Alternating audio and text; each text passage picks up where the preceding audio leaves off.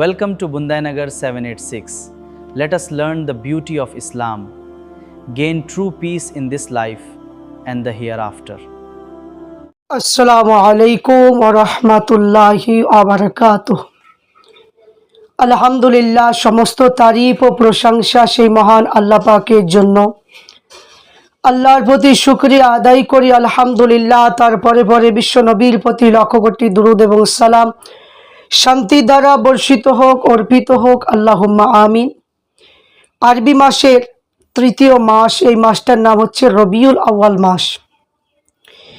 আল্লাহ রসুল সাল্লাল্লাহু আলাইহি ওয়াসাল্লামের আগমনের মাস হচ্ছে রবিউল আউয়াল মাস। এই মাসে আহলে সুন্নাত আল জামাতের মানুষ ঈদে মিলাদুন নবী, জশ্নে ঈদে মিলাদুন নবী পালন করে। এবং এই যে পতাকাটা রয়েছে, এই যে পতাকা, এই পতাকা ঈদে মিলাদুন নবী সাল্লাল্লাহু আলাইহি ওয়াসাল্লামের রবিউল আউয়াল মাসে এটা টাঙানো হয়। এটা হচ্ছে পবিত্র কালেমা লেখা এবং কাবা শরীফের ছবি আঁকানো। এটাকে বলা হয় ইসলামিক পতাকা। তো এই পতাকা জশ্নে ঈদে মিলাদুন নবী সাল্লাল্লাহু আলাইহি ওয়াসাল্লাম উপলক্ষে এটা ব্যবহার করা হয়, ইসলামিক পতাকা। এতে কিছু মানুষ তারা ফতোয়া জারি করে যে না, এই পতাকা টাঙানো যাবে না, এটা মানে কি বেদাত বা করা চলবে না। আহলে সুন্নাত আল জামাতের মানুষ যেই পতাকা মানে টাঙাতে দিতে নিষেধ করে, যে এরা বলে যে না, এগুলো করা চলবে না। তো আমি প্রত্যেককে বলবো যে এই পতাকা টাঙানো, এই পতাকা লাগানো নিঃসন্দেহে জায়েজ, এতে কোনো অসুবিধা নেই। কারণ ইসলামিক পতাকা হচ্ছে এইগুলো। এখানে কালেমা লেখা আছে লা ইলাহা ইল্লাল্লাহ মুহাম্মাদুর রাসূলুল্লাহ লেখা আছে সাল্লাল্লাহু আলাইহি ওয়াসাল্লাম। এবং শুধু তাই নয়, কাবা ঘরের ছবি আছে, আল্লাহ রসুলের রওজার ছবি আছে। তো এখানে ইসলামিক যে পতাকা, এই পতাকা নিয়ে অনেকে ভুল ধারণা করে। তাদেরকে এই ভুলগুলো সংশোধন করার জন্য প্রত্যেককে বলবো ভিডিওটা বেশি বেশি শেয়ার, লাইক এবং সাবস্ক্রাইব অবশ্যই আপনারা করবেন। তো এখানে যে আল্লাহ রসুল সাল্লাল্লাহু আলাইহি ওয়াসাল্লাম যখন মা আমিনার রেহেমে থেকে যখন দুনিয়ার জমিনে আগমন করবে, মা আমিনা বর্ণনা করতে লাগলেন যে আমি দেখতে পেলাম যে আল্লাহ রসুল সাল্লাল্লাহু আলাইহি ওয়াসাল্লাম যখন দুনিয়ার জমিনে আগমন করবে, সেই সময় তিনটি পতাকা আমি দেখতে পেয়েছি। একটা হলো কাবা শরীফে, একটা হলো পূর্ব দিকে, একটা পশ্চিম দিকে। তো আমিনা বলছেন আল্লাহ রসুল যখন আগমন করছেন, ফারিস্তারা খুশি, পশু পাখি সবাই খুশি হয়েছেন যে আল্লাহ রসুল দুনিয়ার জমিনে আগমন করছে।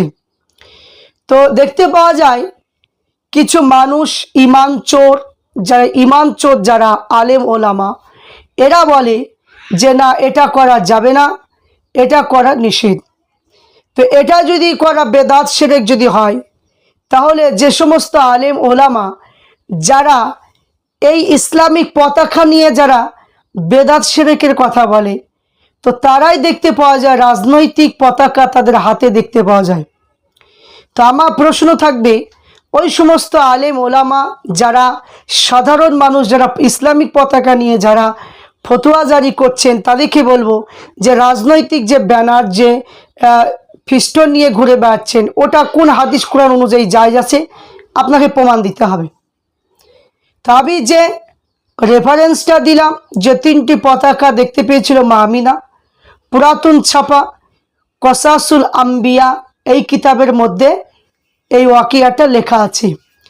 তো আমি প্রত্যেককে বলবো যে আহলে সুন্নাত আল জামাতের প্রত্যেক মানুষ, যুবক ছেলেদেরকে বলবো যে আপনারা অবশ্যই রবিউল আউয়াল মাস উপস্থিত, যে আপনারা এই পতাকাগুলো সংগ্রহ করুন, আপনার আপনার বাড়িতে লাগান, রাস্তায় লাগান, এবং আল্লাহ রসুলের আগমন দিবসটা মানে খুশি মনে পালিত করুন, এটা আমি আশা রাখবো। তাই প্রত্যেককে বলবো যে আপনারা আল্লাহ রসুল যদি না হতেন, যে এক কথায় সারা পৃথিবী কোনো কিছুকে আল্লাহ পাক তৈরি করতেন না। যে নবী হচ্ছে প্রথম, যে নবী হচ্ছে শেষ, যে নবীকে আল্লাহ পাক তৈরি করেছেন সেই নবী ছাড়া আর কিছুই হতে পারে না।